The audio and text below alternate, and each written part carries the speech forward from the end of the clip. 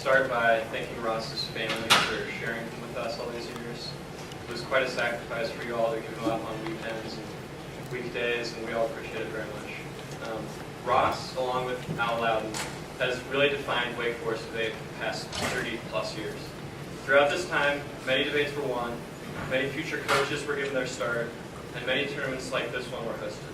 But most importantly, over those 30 years, a family emerged that spans generations and continues to this day. In some ways, this gathering tonight is a reunion of the extended Wake Forest debate family, of which everyone here is a member. For decades, Wake Forest debaters have been taught from a common curriculum. Ross and Loudon taught us the importance of hard work, hospitality, thinking hard, and talking fast, which of course was the one I personally struggled with the most. He taught us that many hands make light work, that we can complete any task no matter how large and daunting if we work together toward a common purpose. The importance of teamwork and cooperation in Ross's mind and approach to debate cannot be overstated, and it is something he taught all of us.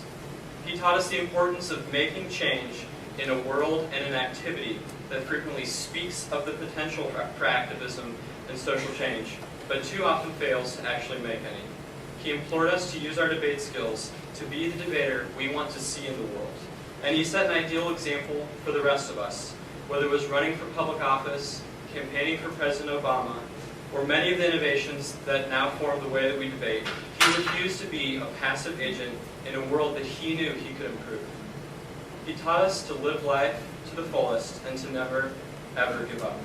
His persistence and determination were without end, and he refused to settle for anything less than his best or to let any of us do the same thing. All of these values are shared by hundreds, if not thousands, of people who were fortunate enough to debate for Ross, coach or teach with Ross, be a student of his at Wake Forest or a summer debate workshop, or interact with him in myriad other ways. Everyone who attended the Shirley was judged by him or just shared a smile or a cigarette at a debate tournament knows the warmness and enthusiasm that we all remember.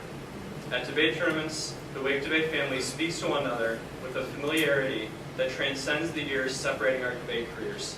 A common vocabulary is used, and the same war stories are told over and over. Joining the Wake Forest debate team was like joining a family with an already rich mosaic of traditions, stories, values, and dreams.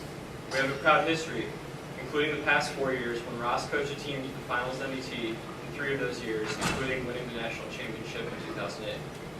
We have photo albums, thanks to Dr. Loudon, including the classic 1978 NDT photo that we all saw earlier. We have family heirlooms like Preston and David's Climate Act, which JP still keeps in his office. We have traditions like Around the Table, the retreat at Fancy Gap, the Christmas party, and the persuasion lecture. And like any family, we have fights, but we always make up in the end. As a result of all of this, most of my closest friends are former Wake Forest debaters or coaches, even though not all of them were on the team at the same time I was. He made Wake Forest a home for me and many others. And so while Ross has left us, he has also left us his legacy, the Wake Debate family. And as long as we have each other, we will always have him. The sense of family he created and the quality he established for the Wake Debate team means that the conversation never stops. Generation after generation knows the bonds of friendship, hard work, and hospitality that were at the core of who Ross was. For us, for the debate community, and for his family and friends, Ross remains more than just a memory. He is and always will be a part of each of us. He is something that we have all internalized, an ideal to aspire toward, a voice that guides us, a reminder of the joys of debate and community and ideas, and perhaps most importantly, a smile.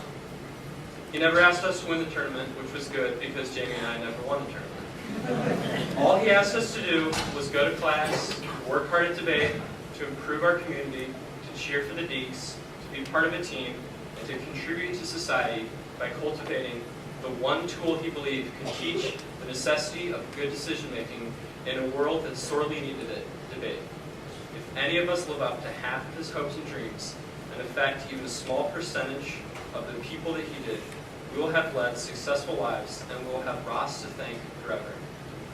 The last thing I'd like to say is to tell all of your coaches and other people that are important in your life, thank you. The last time I ever spoke with him was at the NET. All of you who ever worked at the workshop probably remember that Ross really loved the British Open Sunday. that he would cook breakfast for the entire workshop staff after running the British Open Fantasy Golf Pool that week. Well, the day that he died was Sunday of the British Open. I thought about calling him that morning, but I didn't. And so the last time I ever talked to him was at the NET. Instead, I received a much sadder phone call from Seth later that day. So, for those of us who never got to say goodbye to our coach and our friend Ross Smith, please tell your coaches and other people in your life thank you for everything they do.